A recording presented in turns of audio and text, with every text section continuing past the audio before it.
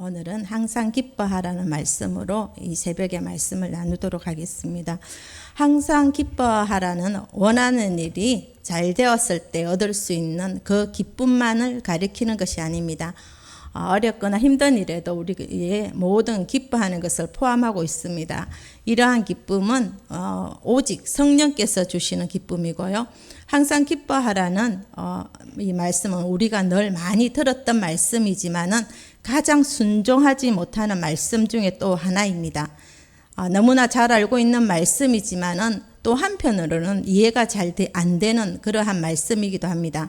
항상 기뻐하라. 우리가 살아가면서 이 말씀을 이대로 잘 순종하고 지킨다면은 우리의 삶에는 놀라운 변화가 일어날 수밖에 없습니다.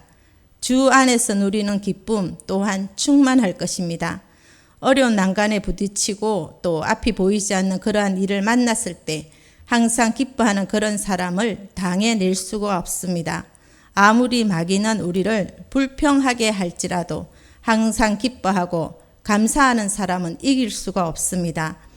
이 기쁨은 또한 일상생활에서 자연스럽게 흘러 넘쳐야 하는 우리의 삶입니다. 이러한 기쁨은 또 성령의 열매 가운데 하나로서 환경에 지배되지 않고요. 이를 강조하기 위해서 바울은 항상이라는 말을 사용합니다. 이러한 환경에 지배되지 않는 기쁨은 또한 하나님과의 관계를 떠나서는 결코 얻을 수가 없습니다. 예수 그리스도께서는 또 나를 믿는 자는 그 배에서 생수의 강이 흘러나리라 약속하셨습니다. 이 생수의 강은 영혼의 깊은 내적 기쁨을 또한 말합니다. 이러한 기쁨은 예수 그리스도의 구속의 은혜를 믿는 사람들에게 하늘로부터 부어지는 성령을 통해서 주어지는 기쁨입니다. 공간복음서에서 예수님의 오심과 사역은 기쁨을 가져왔습니다. 잃어버린 것을 찾았을 때 99마리보다 이것을 더 기뻐한다고 했습니다. 또한 자기 이름이 하늘에 기록되었을 때 하늘에 기록된 것을 통하여서 기뻐하리라고 하셨습니다. 또한 예수님의 그 탄생하실 때 그 별을 보았을 때 동방의 박사들이 별을 보고 매우 크게 기뻐하더라 했습니다. 무엇보다 삭개오는 예수님의 부름에 급히 내려와서 절고하며 영접하고 또 기뻐한 것을 표현하고 있습니다. 사도행전에서는 또한 교회의 전 세계적 복음의 확장에 대한 그 기쁨이 반복적으로 표현되고 있습니다. 먼저 그리스도를 위해서 능력과 핍박을 받음에 대한 사도들의 기쁨이 있습니다. 박해가 복음을 전하는 데 있어서 멈추게 할 수가 없었습니다. 이방인들을 모으는 데 대한 기쁨이 있었습니다. 또한 복음이 이방인들에게 전파되고 그들이 세례를 받았을 때에 거기에 함께한 사람들이 크게 기뻐하고 기뻐했습니다. 또한 순환의 때에 예수님이 헤롯이 예수님을 만나보고 또 기뻐했다고 했습니다. 누가복음 23장 8절에서 헤롯이 예수님을 보고 심히 기뻐하니 또한 하나님 백성은 핍박을 받을 때에도 기뻐합니다. 여기에서 기뻐하고 즐거워하라 합니다. 예수님의 하나의 또 공격의 대상이 되고 그를 뒤따르는 사람들의 길이 고난과 핍박에 이르게 된다 할지라도 기쁨에 찬 구원의 확신은 흔들리지 않습니다. 요한복음 16장 20절에서 예수님께서는 또한 자기의 죽음을 또 자기의 제자들이 기뻐해야 한다고 설명합니다. 기뻐하라. 너희는 근심하겠으나 너희 근심이 도리어 기쁨이 되리라. 왜냐하면 죽음은 승리요 세상을 이겼기 때문입니다. 요한복음 11장 15절에서도 예수님은 나사로의 죽음 때 거기 있지 않는 것을 기뻐하셨다라고 합니다. 그 이유를 설명하십니다. 내가 거기 있지 아니한 것을 너희를 위하여 기뻐하노니 이는 너희로 믿게 하려 함이라. 그러나 그에게 가자 하신대. 또한 사도 요한은 믿음의 형제들이 진리 안에서 행하는 것을 기뻐했습니다. 바울 서신들은 기독교인의 기쁨은 슬픔과 고통과 근심 가운데서만이 얻을 수 있다는 역설적인 의미를 증거하고 있습니다. 진실로 이와 같은 사실은 이 기쁨의 능력을 확실히 증명해 줍니다. 우리와 함께 하신 예수님께서 어떤 상황에서도 기뻐하고 감사할 이유를 알게 해주십니다. 시편 23편 1절에서 여호와는 나의 목자시니 내게 부족함이 없으리로다 합니다. 예수님을 믿는 사람도 다 똑같은 고백을 합니다. 부족한 것이 없습니다. 우리에게 아직 부족한 것이 있다면 예수님을 그만큼밖에 바라보지 못하고 있기 때문입니다. 예수님이 나의 목자이신 것을 알고 또 고백하고 또 주님이 나와 함께 계시고 그리고 나를 이끄시고 계신다는 것을 깨닫고 나면 그러한 부족한 것이 없습니다. 이렇게 고백하는 부족함이 없다라는 것은 우리의 고백이 또 충분하기 때문입니다. 부족함이 없음을 고백하는 사람이라면 고난의 길에도 감사와 기쁨이 있는 사람입니다. 시편 57편은 다윗이 사울 왕에게 쫓겨 짐승들이 사는 굴 속에서 숨어 지내는 일이 있었습니다. 참으로 쫓겨서 그곳에 있을 때 비참했을 겁니다. 하지만 다윗은 그곳에서 무릎 꿇고 기도할 때 눈물밖에 나오는 게 없었습니다. 밤새 울면서 기도한 다윗은 다음날 새벽이 되어서 다윗의 마음에 감사와 기쁨의 고백이 나오게 됩니다. 짐승이 살고 있는 깊은 동굴 속에서 하나님이 계신다는 것을 다윗은 알게 됩니다. 기도하는 사람이라면은 기도하는 그곳이 어떠한 곳이든지 주님이 함께 계신다는 것을 알게 됩니다. 굴 속에 피해서 밤새도록 기도하다가 하나님이 여기에 나와 함께 계시구나라는 것을 알게 되었을 때, 그리고 그 눈물의 기도와 그는 기쁨의 감사와 찬송이 있었습니다. 이 시편 57편은 사울을 피해서 굴에 있을 때 부른 찬송입니다. 하나님이여 내 마음이 확정되고 내 마음이 확정되었사오니 내가 노래하고 내가 찬송하리다. 내 영광아 깰지어다 비파야 수고마 깰지어다 내가 새벽을 깨우리로다. 주여 내가 만민 중에서 주께 감사하며 문나라 중에서 주를 찬송하리로다. 무려 주의 인자는 커서 하늘에 미치고 주의 진리는 궁창에 일어나이다. 이런 다윗을 완전한 존재 자체가 바뀐 사람, 기도 속에서 그 어떤 상황에서도 그는 하나님께 감사와 조건을 알게 하시고 그 감사를 하게 하신 그 하나님 앞에 또 기쁨과 감사의 찬송을 드립니다.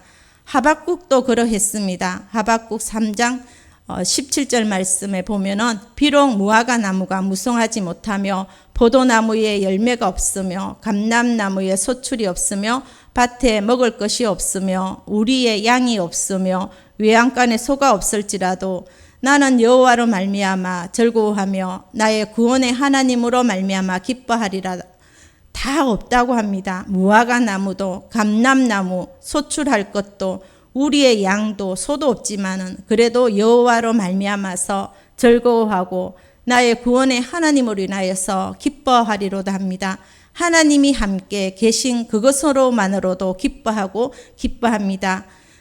우리가 예수님을 믿는 사람이라면 당연히 감사할 수 없고 기뻐할 수 없는 상황에도 하나님으로 인해 기뻐해야 합니다. 바울과 실라가 빌립보에서 전도하다가 전도했다는 그 죄로 붙들려 들어가서 매맞고 그리고는 지하 감옥에 내버려지게 됩니다. 한밤중에 바울과 실라가 마음에서부터 감사와 찬송이 일어나게 되고 그 어둠 짙은 곳에서 찬송으로 또 기도합니다. 도무지 이해할 수 없는 그 상황에서도 기도하고 또 찬송합니다. 주님이 함께 계시는 것을 그들은 믿고 기쁨으로 찬송했습니다. 예수님을 주인으로 영접한 사람은 그 존재가 감사의 사람으로 바뀝니다. 빌립보서 2장 13절 말씀에 너희 안 행하시는 이는 하나님이시니 자기의 기쁘신 뜻을 위하여 너희에게 소원을 두고 행하신다고 했습니다. 범사에 감사가 되지 않는 사람이라면 이 말씀 앞에서 나도 범사에 감사하는 사람이 되었으면 좋겠다 하는 마음이 생긴다면 그 마음은 바로 하나님이 주시는 마음입니다. 말씀을 꼭 붙들어서 말씀대로 삶으로 살아낼 때에 항상 감사할 수 있습니다. 이러한 기쁨은 또 주 안에서 누리는 기쁨이며 이 때문에 바울은 계속하여 기쁨의 존재를 기억시켜주고 그 기쁨을 표현하라고 권면하고 있습니다. 바울은 그 어떤 이유에서든지 복음이 전파되는 것을 기뻐했습니다. 어떤 자들이 그들 자신의 이름을 얻기 위해서 전파하고 있는 것을 알았으나 이 전도자들의 동기에 상관없이 또 복음이 전파되고 있는 것을 기뻐하였다 했습니다. 믿음과 그것의 결과적 기쁨이 우리 자신으로부터 나오지 않기 때문에 좋지 못한 동기에 의해 그리스도가 전파될 때조차도 바울은 확신과 기쁨을 지닐 수가 있었습니다. 중요한 것은 하나님께서 그 은혜로운 사역을 행해야 한다는 것이며 또한 가능한 많은 사람들이 이 복음을 듣고 믿어야 한다는 것입니다. 그러면 무엇이냐? 거칠애로 하나 참으로 하나 무슨 방도로 하든지 전파되는 것은 그리스도시니 이로써 나는 기뻐하고 또한 기뻐하리라.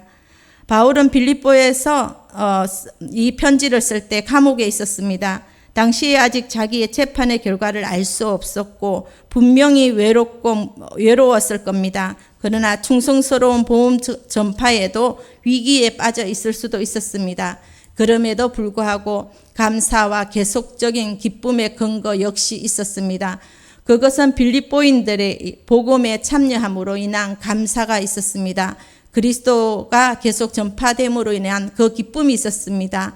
또한 그리스도의 복음에 의해서 속박을 당한 바울은 그가 서신을 읽고 있는 그들에게 자기와 함께 기뻐하라고 합니다. 또 염려를 버리라고 합니다. 나아가서 성령의 교제 안에서 한 마음을 품으라고 권면하고 있습니다. 비록 바울에게 근심할 수밖에 없는 까닭이 있고 그가 곧 죽게 된다 할지라도 그리스도가 그의 몸에서 존귀하게 되는 한 그게 무슨 상관이 있으리요 합니다. 이처럼 빌립보서의 기쁨은 계속적이고 도전적입니다.